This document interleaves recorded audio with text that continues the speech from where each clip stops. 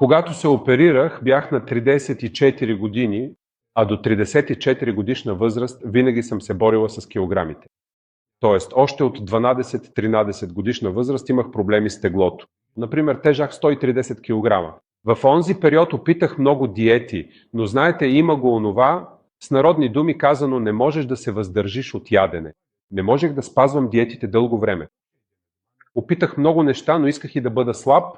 Над всичко останало днес като хирург, който е направил хиляди операции, съм свидетел, че затлъстяването е болест, т.е. затлъстяването не е просто проблем свързан с външния вид, който оставя хората на заден план в социалните среди. Затлъстяването означава диабет.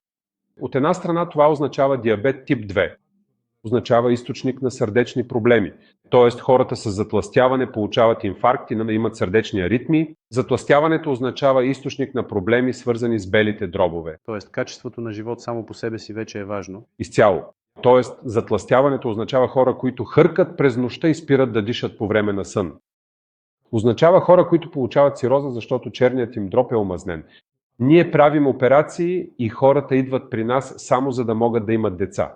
Не могат да отслабнат, идват при нас, за да се избавят от безплодието, причинено от наднорменото тегло. Това означава затлъстяване. Освен това, затлъстяването означава и рак, скъпи професоре. Има десетки заболявания, които то причинява.